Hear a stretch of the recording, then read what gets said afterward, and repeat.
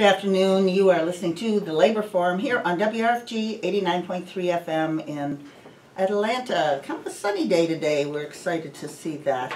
My name is Diane Mathowitz. I'm a retired auto worker, a member of UAW Local 10. Co-hosted this program along with Paul McLennan, who's with ATU. What's the number of your local? 732. 732. Don't know why. I can't remember that. All right, and the two of us have a great show for you today. There is so much happening around the country and around the world in regard to workers rising up for worker rights, decent pay, respect on the job, and so we will get to it as quickly as we can. The song that starts the Labor Forum off is We Do the Work by John Fromer. It essentially tells you that on this program we will always be talking about those that do the work and that are, unfortunately, because of the way the system works, always the ones at the short end of the stick when it comes to pay, respect on the job, and their human rights.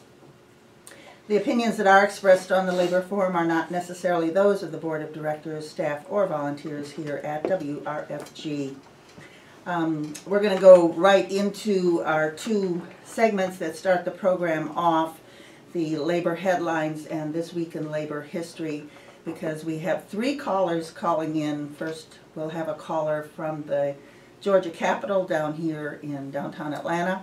Then we're going to have a call from Wisconsin, from Madison, where workers are again thousands of them are occupying the state capitol around the possible passage of right-to-work legislation in Wisconsin.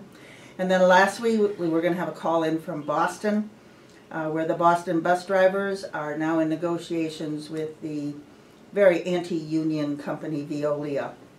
So please stay tuned for us on the next 50-some minutes as we talk about worker issues here. So here are our labor headlines for today, Monday, March 2nd, 2015. In Brazil, a union representing fast food workers filed suit against McDonald's and its local franchise operator for violating the country's labor laws for the past 30 years. The charges include violating minimum wage laws, committed time card fraud, failure to pay overtime, and usage of underage workers, among other illegal actions.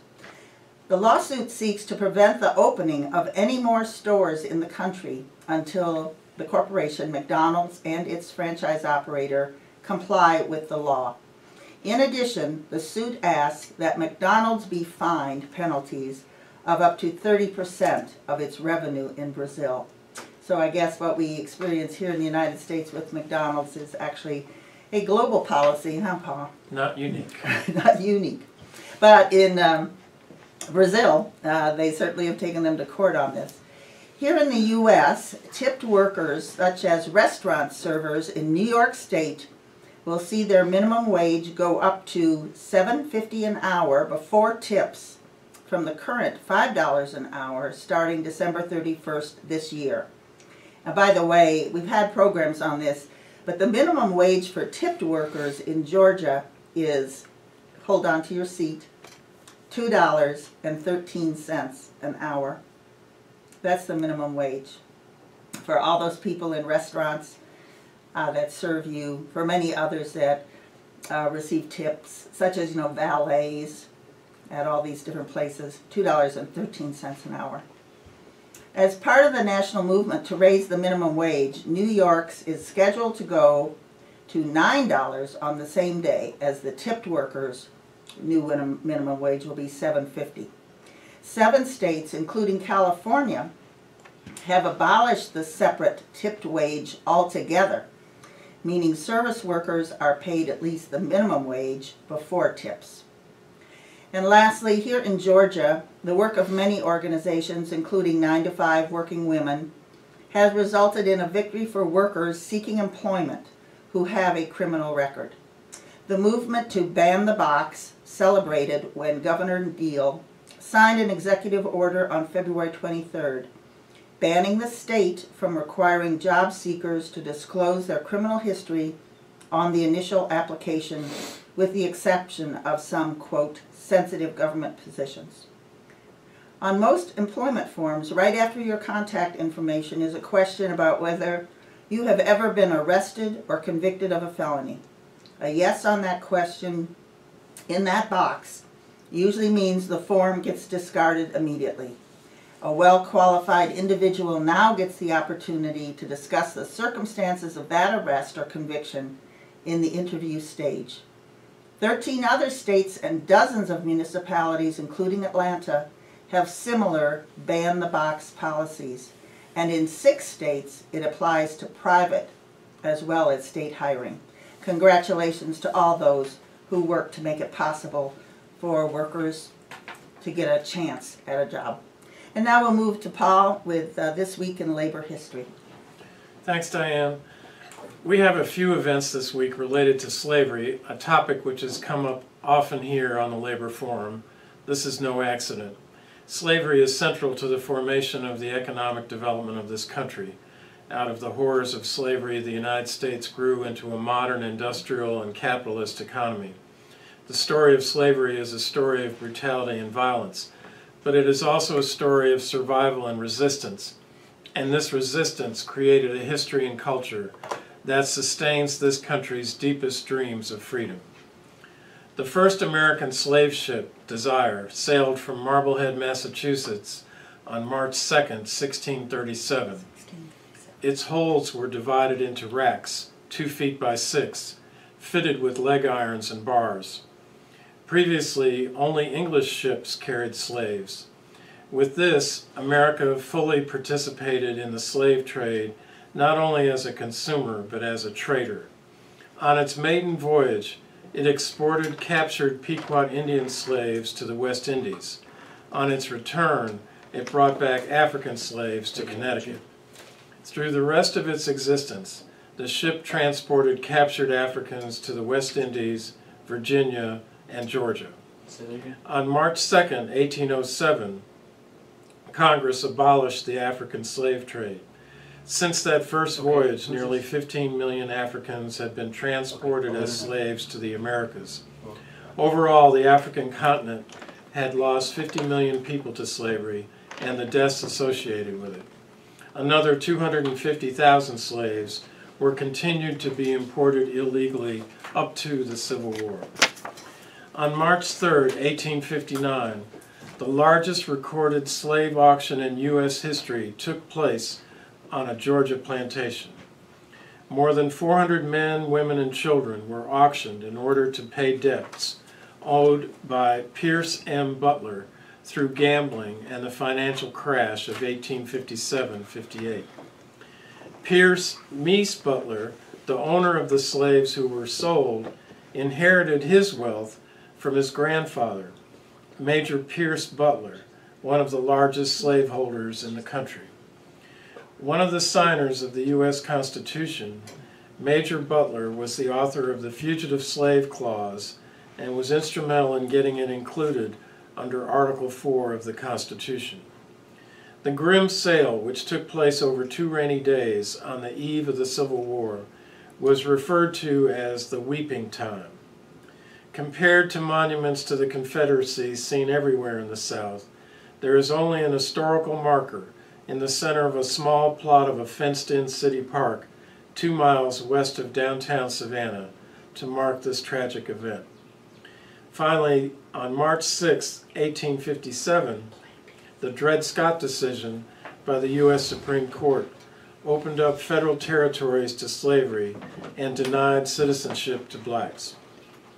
Dred Scott first went to trial to sue for his freedom in 1847. 10 years later, after a decade of appeals and court reversals, his case was finally brought before the U.S. Supreme Court. 7 of the justices had been appointed by pro-slavery presidents from the South, and of these, 5 were from slaveholding families. In what is perhaps the most infamous case in its history, the court decided that all people of African ancestry, slaves as well as those who were free, could never become citizens of the United States, and therefore could not sue in federal court. The court also ruled that the federal government did not have the power to prohibit slavery in its territories. After the Supreme Court's decision, the former master's sons purchased Scott and his wife and set them free. Dred Scott died 9 months later. Thank you, Paul. I really think that the history information you gave us today is so relevant to this coming weekend and the March in Selma, commemorating really Bloody Sunday, when these very brave 600 folks tried to just march to the Montgomery Capitol for the right to vote.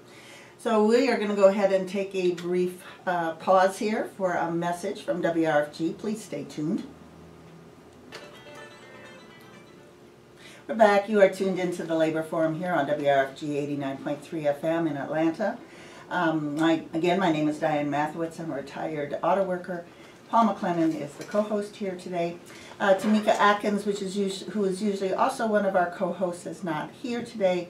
We're hoping she will be back again with us next week. Tamika had a very successful event this past Saturday. It was the first convention or conference of the Domestic Workers Alliance Atlanta chapter, and they had some really tremendous women. I have to say, as you who listen to the Labor Forum often know, that when we have some of the really the least paid and sometimes the workers that are so invisible but do the most incredible work, and in this case it is the women who often are nannies and home health care workers and housekeepers who really keep many other families going, making it possible for other wage earners to keep their families going. They are so eloquent. They are just so terrific in being able to explain their own situation. And so I was able to hear some of those stories this past weekend on Saturday. Tamika and her fellow domestic worker organizers and the women who work in other people's homes. I want to offer you the congratulations of the Labor Forum for really doing an excellent first step, and we wish you well. And so we'll hopefully have Tamika back next week where she can talk about it a little more specifically. So while we were on our break, we found out that we were not getting a call in from the state capitol. So I'm not really sure what that means. I will tell you what I know was happening today. Monday, Georgia was continuing its efforts as it started last year on the issue of expanding Medicaid here in the state of Georgia. The numbers can fluctuate from one study to another, but there are roughly 650,000 people who would have been able to receive medical insurance, if the governor had last year signed on to Medicaid expansion. Then Monday, Georgia took that case to the governor, and through a variety of rallies and civil disobedience actions, actually made it national news that the governor in Georgia, despite overwhelming support all across the state for Medicaid expansion, nevertheless was refusing to sign. And in a last-ditch kind of thing last year, the General Assembly voted to strip the governor of the authority to expand Medicaid, so that this year a decision to do that rests with all the legislators, the state assembly, representative members, as well as the senators, thus making it that we have to convince, I don't know how many the total number is, but a couple hundred, 100 plus, people of the wisdom of expanding Medicaid, as opposed to just one person. So Monday, Georgia today, again, took action at the state capitol. There was a planned direct action. What direct action means is essentially not just your go there, talk, be nice, and leave, but essentially create a disruption of business as usual. So a number of people, I believe, have been arrested in the state capitol, and they had banners which essentially said things like "Georgia Lives Matter," and they told of the number of rural hospitals that are closing, have closed, will be closing, as a result of the lack of funds, because so many people, especially in rural counties and small towns, do not have health insurance. And therefore, when they go to the hospital, they go to emergency rooms and they are unable to pay, and these small town hospitals are closing because they don't have sufficient funds to keep operating. So there were people at today's press conference, which started at 3 o'clock in the Capitol, who are directly affected. There are now situations in Georgia where someone has a heart attack, a stroke, is in some sort of accident. The nearest hospital can be 40 miles, 60 miles, and in one case, 90 miles away. And so hospital administrators know that people in their areas are dying because there is not close by medical services. This is the point that Moral Monday Georgia was trying to make today to both rural and urban legislators, that this issue of access to health care and access and having health insurance means that they need to put aside this obstinate opposition to federal funds that are now not coming into the state of Georgia. Some tens of billions of dollars will not come to the state of Georgia because of this decision. So that is what we had anticipated hearing, exactly how many people were arrested and when this all happened. And we are now going to, I'm not exactly sure what we're doing. Oh, it's this modern technology. We have somebody who showed us that 12 activists with Moral Monday, they have a cell phone, were arrested at the Capitol at the end of a Medicaid Now event, and they've got some pictures. So I know the hashtag is Medicaid Now, hashtag Medicaid Now, and obviously you can go to the Moral Monday Georgia website. And thank you, that was Christopher who provided that technological boost.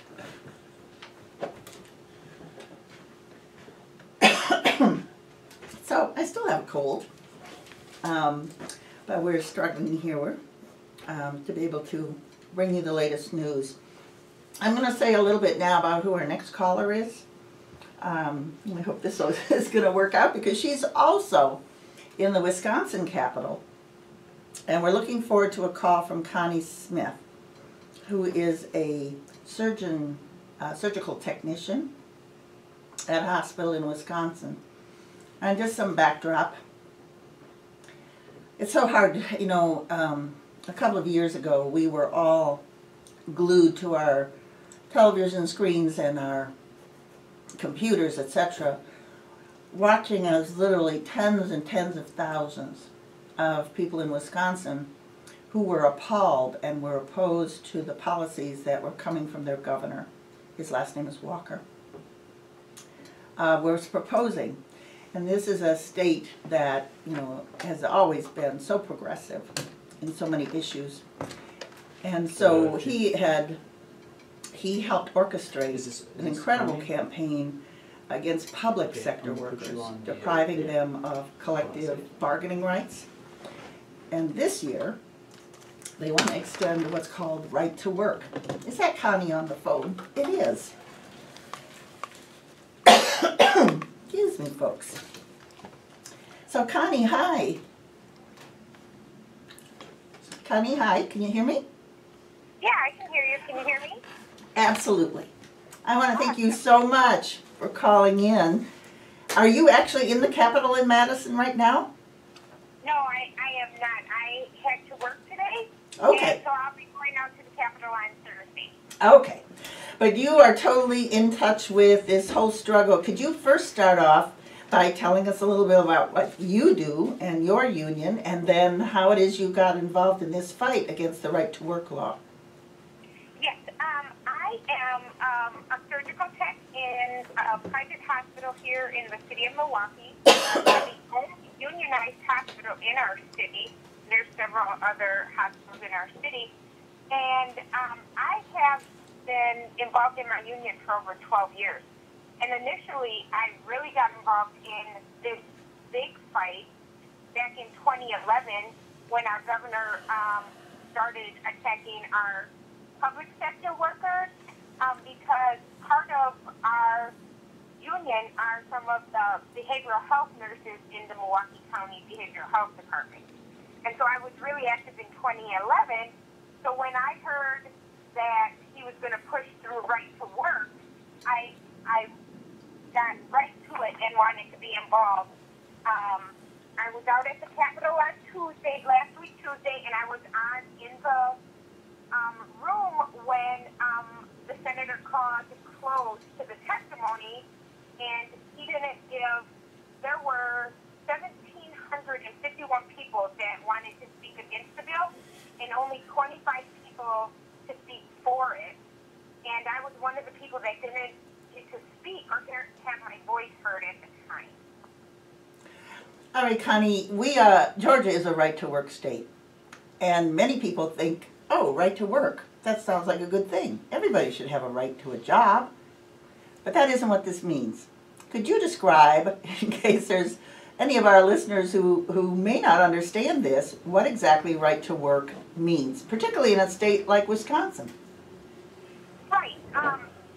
They chose the word right to work to make, it deceives people.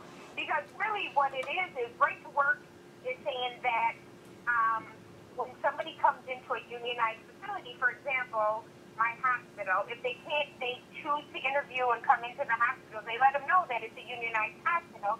And what they're saying is you can go work at a union hospital and you can have all the benefits that this union has bargained and all of those options that this union has gotten for this hospital by bargaining, such as safe staffing, in wages, in working conditions, but you don't have to pay the union dues. So right now, it means like, for me, as a surgical tech, I pay about $12 a pay period. So every 2 weeks, I pay $12. And I then get the benefits that my union has bargained for me, they have sat down with our HR and our corporate offices and helped improve our hospital and our staffing, and you get all those benefits. And if you would be called into your manager's office, you get the protection of a union, but you wouldn't have to pay. So they're trying to say it's a freedom of choice, but I would say that when you interviewed and you were told that this is a union hospital, that then you chose to participate in being at a hospital that was unionized. Right, and people wanted a job at this hospital or any workplace that has a union contract because, in fact, that means that wages are higher. You usually have perhaps a pension. You have vacation pay.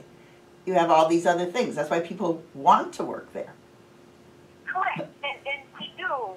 We have a set structure for getting raises. You will get a 2.5% or 3% raise every year, no matter what, because that's what we bargained. We bargained health care. We have pension. We have benefits for PTO. We also have, which is, a lot of people don't understand, but we have staffing ratios. So we have patient to nurse and patient to nursing assistant ratios, which make it safe, not just for the patient, but also the employee. Well, you don't always see those in some of the other facilities.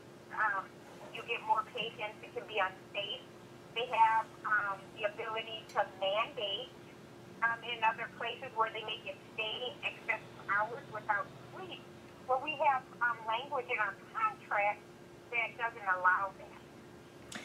Okay, so in 2011, Scott Walker, with all his backers from the Koch brothers and all these other right-wing foundations and other anti-union, but really more than anti-union. They're sort of anti-people because the whole package that the Walker administration and the elected assembly members are pushing is cuts in social services and cuts in all kinds of programs that Wisconsin has always been kind of noted for, the benefits that the people there enjoyed.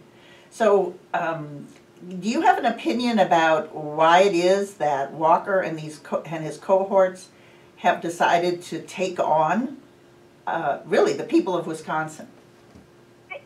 Exactly.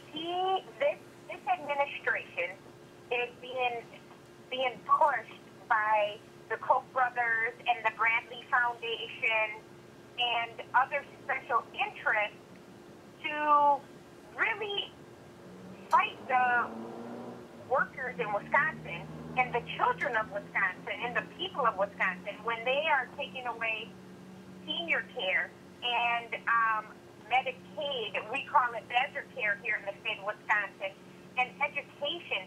There is a major attack on the people of Wisconsin to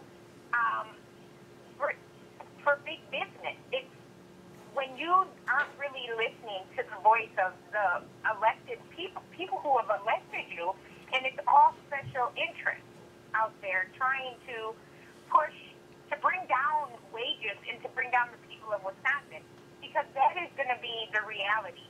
The Wisconsin that I've known all my life, I was born and raised here as this being a very progressive state, which allows that for people to work in good jobs and have good wages and have good health care, and even those people like Medicare and Medicaid benefits and senior care that Wisconsin is known for. There's this attack on the people here for special interests. And I really think it's, it's all special interests pushing this so that they can bring in low-wage working conditions and not be able to offer the people in our state the appropriate benefits for people to have a life that is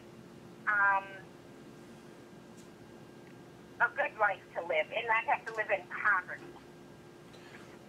Connie, could you speak a little more about what it sounds to me like the coalition that has to be built can't just be union members, and it sounds like what's happening in the state is affecting people across the board, like you said, attacks on the people. What strategy is being planned to fight this, and how do you build a coalition?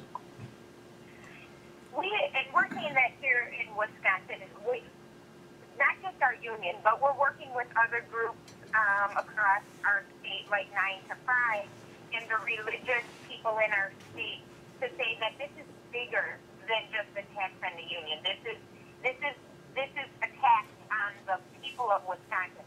This is attacks on our children. This is attacks on workers. This is attacks on seniors. And we have had meetings with different groups, and those groups are all getting together. They're at the Capitol. Those groups are coming into the Capitol and supporting workers, but we're also meeting in other, like, small community groups, trying to forge and build a better Wisconsin here by fighting back against our governor. Even though we know that there's the votes out there to pass this legislation, we're not going to let it just pass. We are in the streets fighting. We are in our workplaces fighting. We are out at the Capitol today. We'll be out there on Thursday fighting to let them know that if they don't listen to our voice, that we will replace them if we need to replace them. Are there lessons from the struggle in 2011? Are there things that you're going to do the same or things that you're going to do differently that you learned from that experience? There are a lot of lessons that I think we're going to learn from and continue to do. Like, it was a very strong voice in the Capitol with the public sector workers, and we're trying to replicate that, but we're also learning from the things that didn't work well, and we're learning from the things that did work well to move it forward. So Connie, I know, again, as you said, there were thousands of people there last week when this first passed the Senate and that it's now in the Assembly Committee today. In fact, probably started a couple hours ago, your time. And there was a big demonstration as well on Saturday. So I know one of the things that of course has been talked about is the other kinds of actions that can be done outside of I guess you'd call it legislation. And I was wondering, I don't want to put you on the spot, but one of the things that's certainly been raised is the idea of a general strike. Have you been in any conversations where that has taken place? I have not been in specific conversations on general strike as of yet. I know there has been talk, and a general strike is really an excessive movement. But this is a very excessive bill, and if they would call for that type of excessive movement, I think I could see workers bonding together to do it. I haven't been in any talks myself personally on general strike, but I think because it is such an excessive bill that people will really get behind a possibility. I raise that just because, you know, I'm from the UAW, and so when it seems to me sometimes we talk about the history, the glorious history of our unions, and certainly the glorious history of the UAW is that when the situation called for it, when it seemed as though the workers were just really pushed up against the wall, the way they broke through this intransigence of the employer, at that time, you know, General Motors and Ford and Chrysler, was that they actually occupied the plants. And they said, you know, this is where we work and this is where we produce the vehicles from which you make huge profits. And we'll just stay here, and then there won't be anything that happens. There will be no cars produced, no profit for you until you know, you meet these demands for, you know, for decent wages, etc. So it just seems to me that we're in this situation here in the United States where we have seen such a precipitous drop in the living standard of the country, you know, the vast majority of the people as a whole, where, you know, my UAW contract and so many other contracts, things that we had fought for, things that we had gone on strike for, things that we had negotiated and had been in contracts for years, got pushed back by globalization and by these threats from employers, particularly in manufacturing, that they would go elsewhere for cheaper labor. And what seems to me happening now is that they don't want to go elsewhere. They want the cheaper labor here, and that is to me why this right to work campaign by big industrialists, by the Koch brothers, etc., is taking place in states that for many years have been the bedrock of worker rights. Exactly, and what I think they're doing is they're shoving it down people that don't understand throats. They're saying, by saying, oh, this is right to work, and like brainwashing people and believing this is something good. And we need to be out there educating not just our own members, but the state of Wisconsin, and soon to be other states that have these bills out there saying that right to work is the way to go. It gives you a choice. It really doesn't give you the choice, except the choice to work for lower wages. And with the talk of general strike out there, I think sooner or later people will say this bill is so extreme that this may be a measure we may have to take.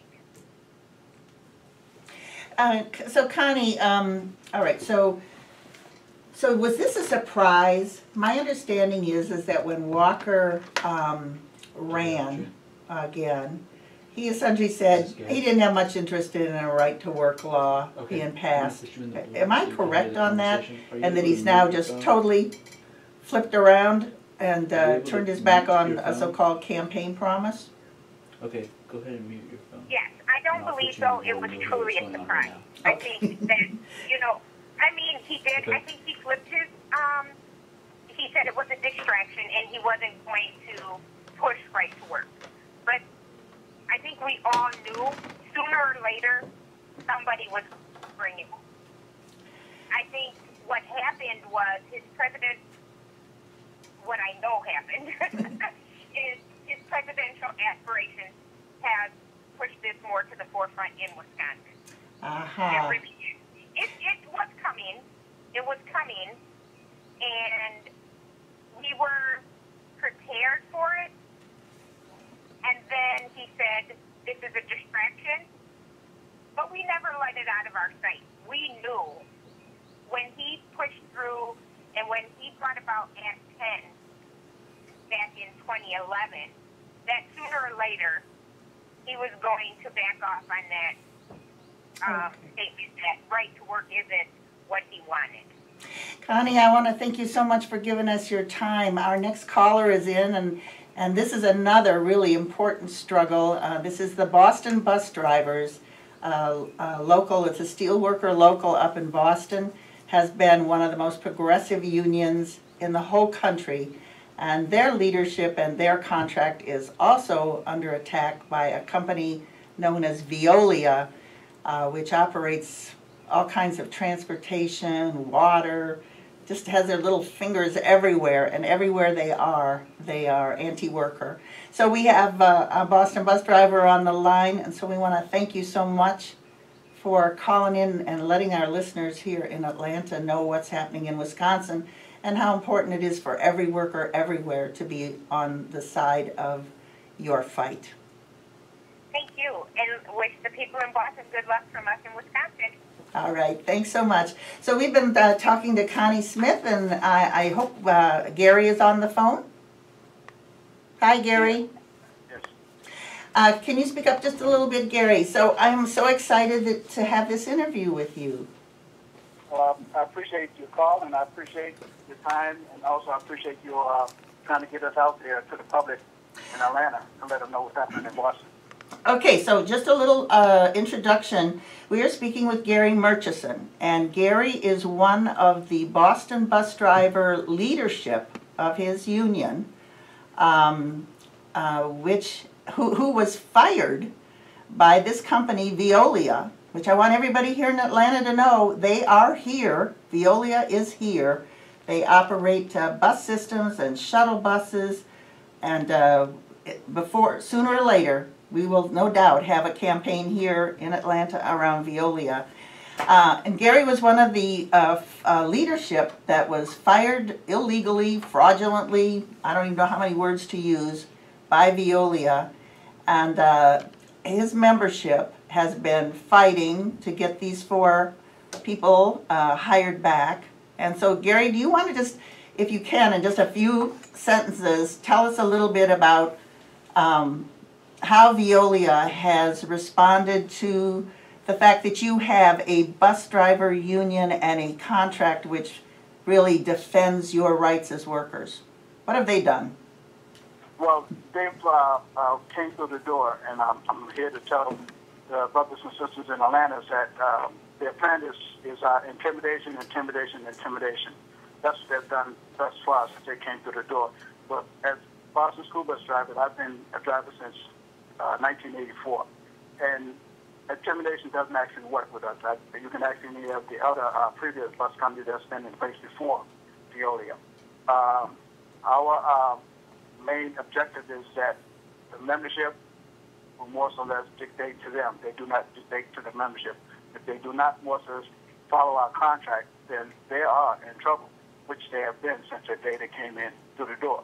And that's why we've been victimized as being one of the terminated drivers. All right, so I know that the Boston bus drivers, that your union actually came out of the fight against the segregated racist schools that had existed in Boston, and that your drivers were the ones that really helped bring children of color safely through sometimes racist mobs to schools. Right. We've always been out in the forefront when it came down to the racist attack on the community. We've always been in the forefront as being activists in any unjust action that's been taken in Boston. Anyone that actually knows us will tell you that we support anyone who's unjustly been harmed or been objected to. We and demonstrations that we petition around the country, not just Boston, but different states, even outside of our country. I think Paul has a question for you, Gary. He's with ATU, the MARTA bus drivers here, or MARTA union here. Hi, Gary. Could you explain, because we're dealing potentially with Veolia coming into the heart of our transit system here in the city. They already operate 2 of those systems in the suburbs. How were they awarded the contract, and how did things change after they came in? When they first come in the door, actually, our contract is up as of today, as Diane said, and we're in negotiation with them to negotiate a new contract. Their main objective is also to walk in the door with concession, concession, concession. If they ask for so many concessions, they will ultimately end up getting something out of the deal that they want. So your main objective is to more so to say the same thing that we said, no concession. We will not more so go backward in time. Our main objective is always to go forward to provide for our membership, as anything else happens in life is that, the economy goes up. It doesn't go backwards. Can you give an example of the intimidation, what kinds of things they did, besides the firings, obviously?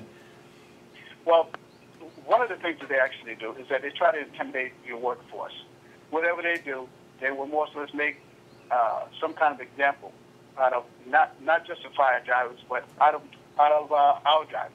They more or less will not look at our contract and abide by it. They will pick and choose what they more or less want to address and what they don't want to address. But our objective has always been, if you violate our contract, then we will more or less fight it diligently and say, well, fine, you will respect us in one way or the other. So if you have a contract in place, do not allow them in any way to put on the table concession, because that's one of their main objectives, is to get concession so that your members will actually think that in order to get something, they had to give up something. Can you explain who Veolia is and how big they are? Well, as I said, Veolia is a corporate business that's around the country. They deal in water, they deal in sewage, they deal in waste, a whole lot of other things that we actually didn't know about until they first came to Boston. When they came to Boston, our vice president at the time, who was active in the union before he got fired, was Steve Gillis. And Steve Gillis is relatively knowledgeable by getting on the computer and find out who they are, what they are about. We found out Veolia is in Pakistan, around the country, that are doing underhanded, shady deals. And like they had the water company in London that I was told, and that was showed to me. They had a water company in London for 150 years. They finally just lost that contract because they know that they've been doing shady deals in London. Not only that, they do shady deals all around the country. So that's why they've been losing contracts, and they've been trying to gain other contracts in other states. Yeah, so here in Georgia, the bus drivers are not unionized, that Veolia has. And so clearly this issue of low-wage workers, a lot of in and out, and this is one of the things that I know that the Boston bus drivers have talked about a lot. Your workforce is a seasoned, many-year, experienced, professional workforce. And one of the things they want to do is obviously be able to bring in lower-wage workers, which means that you don't necessarily have that same kind of long track record. And when you're dealing with kids, that's an important experience to have. Correct. Last year, they voted, the school committee voted that they was going to put the 6th graders and the 7th graders back on the public transportation. And we fought that also. They decided that this time that they wasn't about to do it, they was going to do a 2-year study before they actually implemented it. But now the talk is that the new mayor's coming in. Now he's considering putting that back in place next year. So that's going to be another hurdle that we're going to have to jump in order to keep our kids safe. Yeah, I want to make sure our listeners understand. So what this means is that rather than the public school bus picking up your child at the corner close to your house, 6th and 7th graders would be required to take the public transportation, and in Boston that's pretty good, but nevertheless they would be getting on public buses, public subways, etc. to get to school. No, actually, it's not that great because even the public don't want the 6th and 7th graders on public transportation because the public transportation now is so jammed. Now to put the 6th graders and 7th graders on the public transportation, good thought. That's going to make it overwhelming. Yeah. Thank you for bringing that up. Let's talk about what's happening tomorrow. So one of the things that is so remarkably disgusting, I guess, about this campaign by Veolia against your union, which is a mostly union of Haitian and Cape Verdean and African American workers, men and women, is this trumped up charges against Steve Kirschbaum, who is one of the founders of the Steelworker Local, the bus driver local. Could you just describe how the heck this happened, that Steve has felony charges against him and that he is going on trial tomorrow? Right. His trial is tomorrow. This is about the fourth date that we've had appeared in court thus far. Each time that we was appeared in court, there has been over at least 300 supporters that showed up the first and second time, 200 the third time, and the last time we had a blizzard and they didn't cancel state court. They canceled federal but not state. The Steve Kirschbaum case went forward, and about 70, 80 people showed up, and they said that, well, they're going to have to continue because the jurors didn't show up. Of course the jurors didn't show up because it was a blizzard outside. But people did show up just as though they're going to show up tomorrow because they know that it's trumped up charges. I was right there with them side by side when the day that they said that this took place. And they're going to also try to put something on Steve just to try to make it stick. But they know that it's totally filled with charges. I mean, they should have dropped the charges months ago, but they choose not to because they're more or less trying to find a way to get this through. But they won't be able to succeed because they can't. So I know one of the things today was a call-in day, both to the mayor and to the DA. I know that there's a petition. Could you talk, maybe just before we go into that information, so your mayor, Walsh, I understand was voted in because people thought he was a labor guy. What's happened? Well, a labor guy's a labor guy. I mean, I believe he was the president of this local for 35 years before he ran for mayor. And he ran, he won. We supported him running for mayor. The steelworkers did. And he's in office, and we want to try to make some kind of leeway to see if he can want to resolve this issue with Steve Kirschbaum and ourselves. But our contract is up. You know that our contract is up. They're also involved with our contract, so they know that if this doesn't actually go away, there will be no ratification without justice being done by putting us back to work. And this is one of our stipulations. Even the membership tells them that. We will not resolve this contract or ratify this contract without the four being returned back to work. So let me just make that clear. So in your contract negotiations that are taking place now with Veolia, maybe demand number one is that the four fired leadership, because I understand it was your grievance chair, and what were the positions of the four people that got fired, including yourself? Steve Gillis was the vice president. Steve Kirschbaum was the chair grievance person. Andre Francois, he was the chief steward out of Charlestown. Myself, I was a 3-term president of the local, but I became a steward out of my yard. We were the four individuals that was terminated. The reason why we was terminated because they said that we was rabble rousers. And then they left rabble rouser to whatever else they call us. You know. I call you good union people. Correct. Correct. You know. You call us union people, good union people, but they call us something else other than that. And I don't think that I can replace what they say. Okay. I think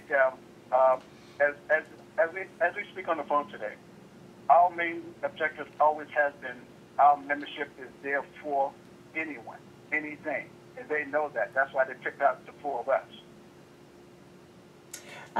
So, Gary, in the last couple of minutes of the program, you know, one of the things you just said is that the steel workers have always, you know, your local has always gone to demonstrations and gone to picket lines and for other unions, and has held programs in support of community events, and has fought school and education cuts, and you know, has been really on the front line of all social justice issues in Boston, but elsewhere.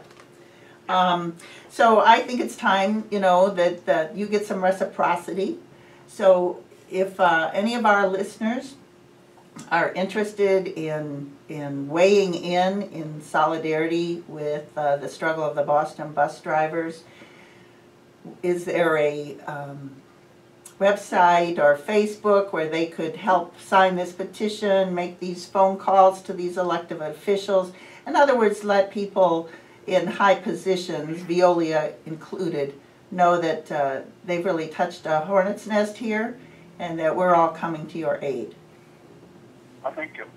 We have people also coming from New York, Baltimore, I think Detroit, in order to support Kirschman tomorrow in court.